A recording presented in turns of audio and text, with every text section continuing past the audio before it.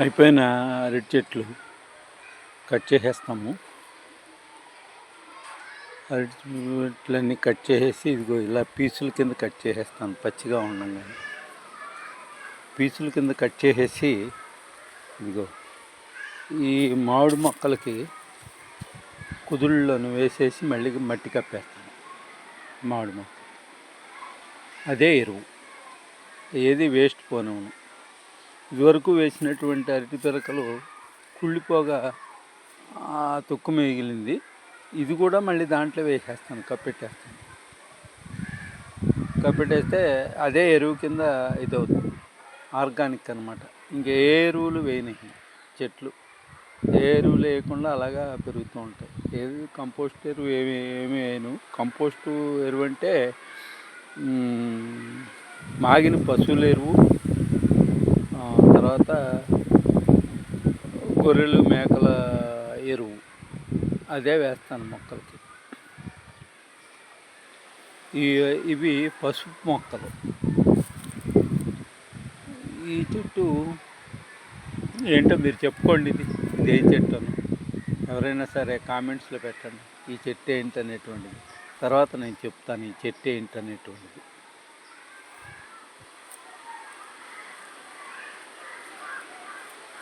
ఇది మునగ.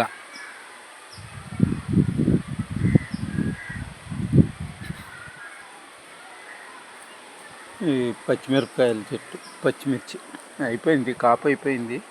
బట్ మళ్ళీ కొత్త మొక్కలు పెట్టాలి. ఇది బచ్చలి. ఇంకొకటి చూపిస్తాను. ఇది మామిడి. ఇట్లా ఇదిగో ఇలాగ అరిటాకులు. ఇవి మొక్కల కింద కోసేస్తాను. ఇది మొక్కల కింద కొయ్యకుండా వేసినటువంటి ఆకులు, అందుకని అలా గుట్ట కింద కనపడుతున్నాయి. ఎప్పుడో తీరిగ్గా ఉన్నప్పుడు ఏం చేస్తానంటే అక్కడ కూర్చుని చిన్న చిన్న మొక్కల కింద కట్ చేసేస్తాను. వాటిని కట్ చేసి చుట్టూతో వేసేస్తాను. ఇదిగో చూడండి, ఇదివరకు వేసినటువంటి ముక్కలుగా వేసినవన్నీ కూడా నేలలో కలిసిపోయినాయి, మట్టిలో కలిసిపోయినాయి. ఇవి అదే ఎరువు ఇక మాకు. తర్వాత మాగిన పశువుల ఎరువు. ఇది ఆగాకర. లాస్ట్ ఇయర్ పెట్టాను. లాస్ట్ ఇయర్ పెడితే ఈ సంవత్సరం మళ్ళీ దుంపల ద్వారానే వచ్చింది. వచ్చిన తర్వాత మళ్ళీ ఇంకా కొన్ని గింజలు ఉంటే కాయలు, కొన్ని గింజలు తీసి 2-3 కాయలువి ఇగో గింజలు ఇక్కడ ఒక 10-15 గింజల దాకా పెట్టాను. ఈ రాళ్ళు పెట్టిన మధ్యలో ఉంటుంది. ఆ రాళ్ళు ఇక ఎప్పుడు సంవత్సరం పొడుగుతా అలాగే ఉంటాయి. ఎందుకంటే అక్కడ కలుపు తీయటం కానీ, నక్కులతో కొడటం కానీ, చేయటం కానీ, గడ్డపారలు దింపటం కానీ ఏమి చేయము. ఎందుకంటే కింద దుంపలు ఉంటాయి. ఆ దుంపలు పోతాయని చెప్పిన ఉద్దేశంతో తీని చేతితోటి లాగటమే కానీ కలుపు దేని పెట్టి కూడా తీను కలుపు. ఇది ద్రాక్ష అంటున్నాను, సారీ, దొండతీగ. వారానికి ఒక 1/2 కేజీ కాయలు వస్తాయి. మాకు మటుకు సరిపోతాయి, మా వరకు సరిపోతాయి. మునగాకు లేత కొమ్మల్ని కట్ చేసేస్తాను. అవి పప్పులోకి దాంట్లోకి వాడుకుంటాం. ఇది కంద. అది మందార మొక్క, అదేమో పసుపు. ఇది ద్రాక్ష అంటున్నాను, సారీ, దొండతీగ.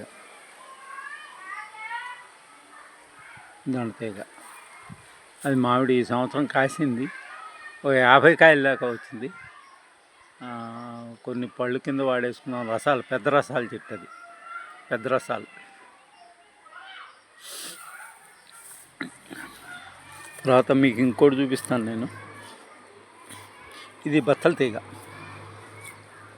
2 రకాలు ఉంటాయి బత్తలు. ఇది ఇందాక నేను చూపించిందేమో తెలుపు, ఇదేమో పింక్ కలర్లో ఉంటుంది. ఇది పురుగు గట్రా ఏమీ పట్టదు దీనికి. అవే గింజలు పడుతూ ఉంటాయి, అవే మొలుస్తూ ఉంటాయి. వంగ వారానికి ఒక 1/2 కిలో కాయలు దాకా వస్తాయి వంకాయలు. ఆ పెద్ద కాయలు విత్తనాలకనే వదిలేస్తాను. వదిలేస్తే అవి కట్ చేసి ఎండిన తర్వాత మళ్ళీ అవే గింజలు నేలలో పడి మొలుస్తాయి. ఇదేంటో చెప్పుకోండి, ఈ చెట్టు ఏంటో చెప్పండి మీరు, దాంట్లో పెట్టండి, కామెంట్స్లో పెట్టండి. ఈ చెట్టు ఏంటనేటువంటిది చూసి.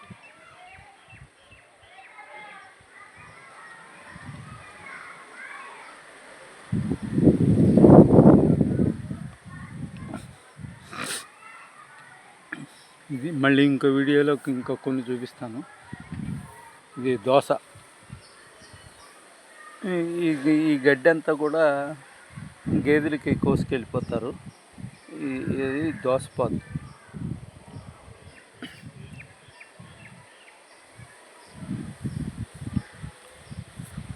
ఎరువులు ఏమి మొత్తం ఆర్గానిక్కే.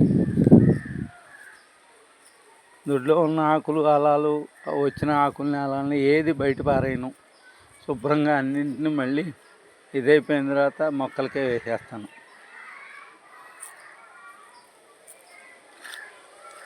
ఇది వేప చెట్టు. ఎండిపోయిన కాయలు ఏలాడుతున్నాయి. నేతి బీరకాయలు లాస్ట్ ఇయర్. అవి తర్వాత ఒలిచేసేసి ఆ కాయల్ని అది విడిగా చూపిస్తాను నేను మీకు వీడియోలోను. ఒలిచేసి గిన్నెలు తోముకుంటానికి వాడుకుంటాం ఆ పీచు. అది విడిగా వీడియో తీసి చూపిస్తాను మీకు. ఆ పీచులతోటి గిన్నెలు తోముకుంటానికి ఇస్తాను. ఇదేమో కంద. పెద్ద పెద్ద దుంపలు అవుతాయి. ఒక్కొక్క దుంప వచ్చి 3 కేజీలు 4 కేజీల దాకా ఉంటుంది. ఒక దుంప కోసామంటే బోళ్ళని రోజులు తినచ్చు. ఇది జామ చెట్టు. ఇది కాపేమీ లేదు ఇప్పుడు ప్రస్తుతానికి, అయిపోయింది. సంవత్సరానికి ఒకసారి కాపు వస్తుంది.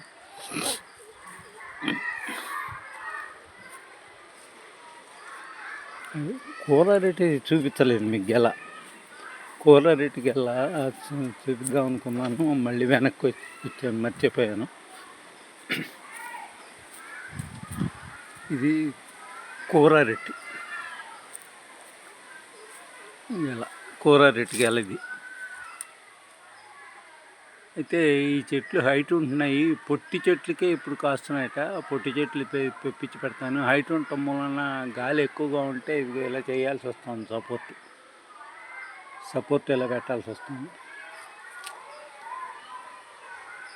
ఎక్కడ గ్యాప్ ఉంటే అక్కడ ఏదో పాదు పెడుతూ ఉంటాను.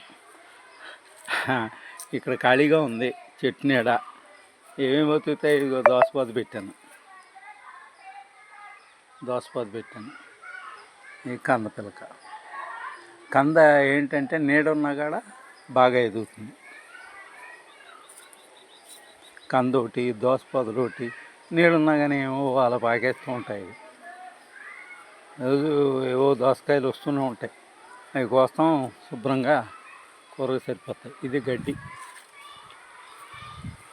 కోసుకుంటానికి ఒక అతను వస్తాడు. అతనే మాకు మాగిన పశువులు ఎరువిస్తాడు, మెత్తడిది. ఓ బండి ఓ ట్రాక్టర్ అయితే తోలుతాడు. ఇదిగో కుదుళ్ళు చేశాను. ఈ కుదుళ్ళనేమో బీర గింజలు పెట్టాను. మనకి నీళ్లు పోయాలి వీటికి.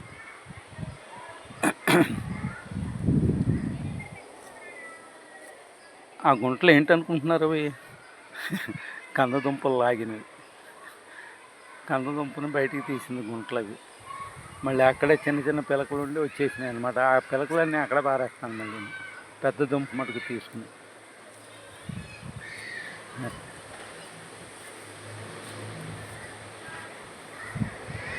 ఇంట్లో తరిగినటువంటి కూరగాయలు వగైరాలన్నీ కూడా ఇది బకెట్లో వేసేస్తుంది ఆవిడ. అంటే ఇప్పుడు లేవు, మొత్తం అన్ని తీసేసి మొక్కలకి వేస్తాం. ఆ నీళ్ళు మొక్కలకు పోసేస్తాం. అదేమో గుంట తీసి పాతి పెట్టేస్తాం.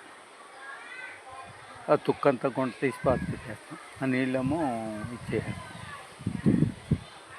ఇది ఉసిరి చెట్టు తెచ్చాను. ఇది కింద ఎత్తునే కాసేస్తుంది చెట్టు, పెద్ద ఎత్తు ఎదగకుండా. కాయలన్నీ కూడా కింద రాలితే డ్యామేజ్ అవుతాయి. ఆ డ్యామేజ్ అవ్వకుండా ఉండాలనే ఉద్దేశంతో ఈ విత్తనం తీసుకొచ్చి పెట్టాను. దేశవాళీ విత్తనమే. లాస్ట్ ఇయర్కి 4 ఏళ్ళు అయింది ఇది పెట్టి. ఇప్పుడు వచ్చేది 5వ సంవత్సరం. 5వ సంవత్సరానికల్లా ఈ చెట్టు కాపు వచ్చేస్తుంది. అంటే లాస్ట్ ఇయర్ కొద్దిగా కాసింది, ఇప్పుడు మళ్ళీ కాపు వస్తుంది. పందిరిలాగా ఉంటుంది. కార్తీక మాసంలో దీనికి ఇందే శుభ్రంగా భోజనాలు చేస్తాం. కార్తీక మాస భోజనాలు దీపారాధన చేసి ఇక్కడే భోజనాలు చేస్తాం.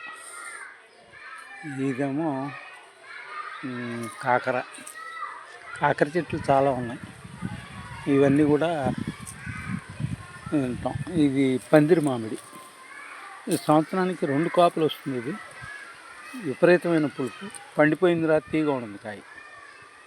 ఇప్పుడే పూత వచ్చింది. ఇది పందిరి మామిడి అంటారు దీన్ని.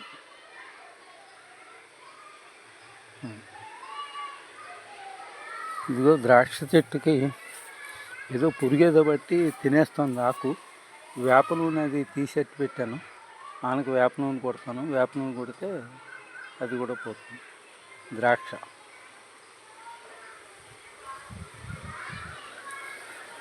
ఇవి దానిమ్మ. ఇలా గుత్తులు కింద కాస్తాయి. చాలా పెద్ద కాయలు అవుతాయి. ఇవి దానిమ్మ.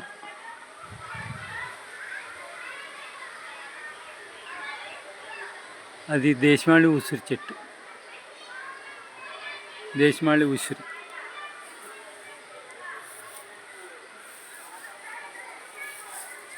పపాయి. దానిమ్మ చెట్లు 2-3 చెట్లు ఉన్నాయి.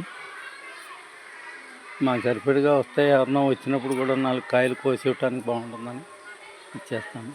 అమ్మకం కమర్షియల్గా వ్యాపారానికి ఏం కాదు, ఎవరికన్నా వచ్చిన వాళ్ళకి ఇవ్వటానికి. ఇదో దానిమ్మ చెట్టు. ఇదో రకం చెట్టు. అదో రకం ఇదో రకం దానిమ్మ చెట్టు. ఈ గడ్డి బాగా ఉంది, అందువలన అక్కడికి వెళ్తలేదు. అది బిర్యానీ ఆకు చెట్టు.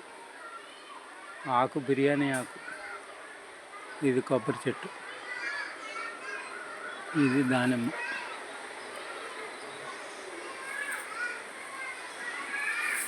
ఈ పపాయిలు తీగా ఉంటాయి.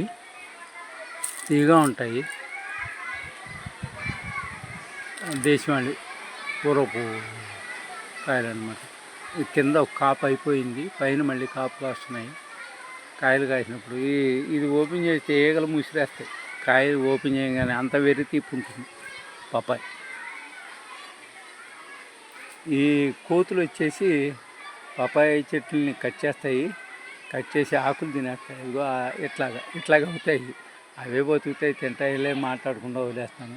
పోతు చెట్లను కూడా వదిలేస్తాను. కోతులు తింటాయిలే ఆకులని పోతు చెట్లను కూడా వదిలేస్తాను. పోతు పపాయి కూడా. దీనికి కూడా కట్ చేసి మామూలుగా ఈ కొమ్మ తీసి దానికి పెడితే మామూలుగా అది కూడా మామూలు పపాయి మొక్క అయిపోతుంది. పోతు పపాయి అని చెప్పి మనం నరికేస్తారు. నరకక్కర్లేదు. అంటుకట్టుకుంటే సరిపోతుంది. అంటుకట్టుకునే విధానం ఉంటుంది. అంటుకట్టుకుంటే సరిపోతుంది. అయితే జామకాయలకి మటుకు దోమ పండుగ పడుతుంది. దాని నివారణకి ఏమన్నా ఉపాయాలు ఏమన్నా ఉంటే ఎవరైనా చెప్పండి. నేనైతే మొత్తానికి అయితే కొమ్మలు కోసేస్తున్నాను. ప్రస్తుతానికి ఆగిపోతుంది. మళ్ళీ ఇప్పుడు కాయలు వస్తున్నాయా లేవు. ఇప్పుడు కొమ్మలు కట్ చేసేయాలి. ఇప్పుడు కాయలు ఉన్నా సరే కాయలను కూడా కట్ చేసేస్తాను.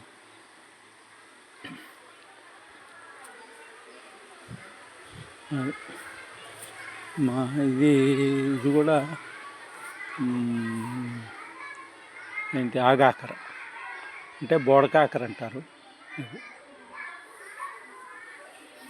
దాన్ని బట్టి ద్రాక్ష అని వస్తుంది కదా. నాకు ద్రాక్ష పందిరి కూడా ఉంది, చూపిస్తాను.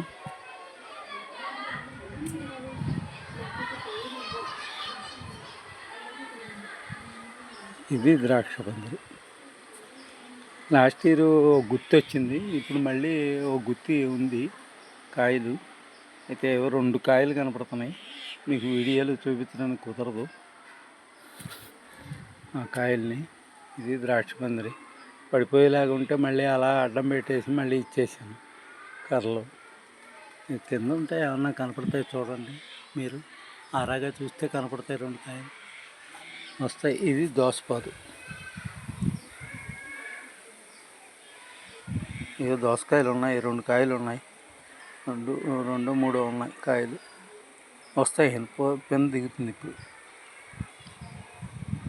మొన్నటిదాకా సమ్మర్ దెబ్బకి ఇదేనే.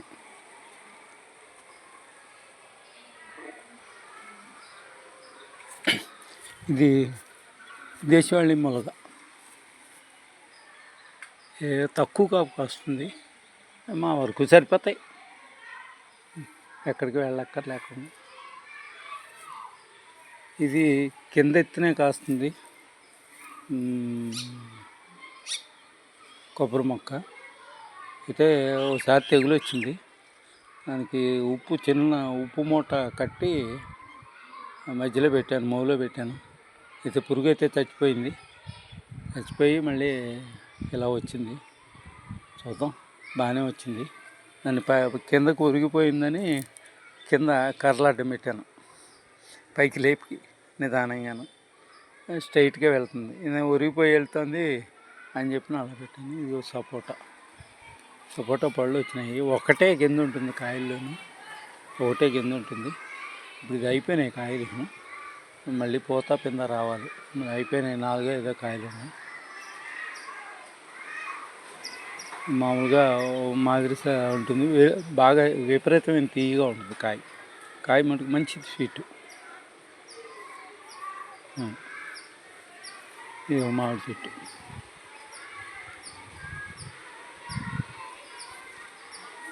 నిమ్మ చెట్టు ఉంది కానీ విత్తనం ఇచ్చాడు, కానీ నిమ్మకాయలు కాయట్లేదు ఎందుకునో.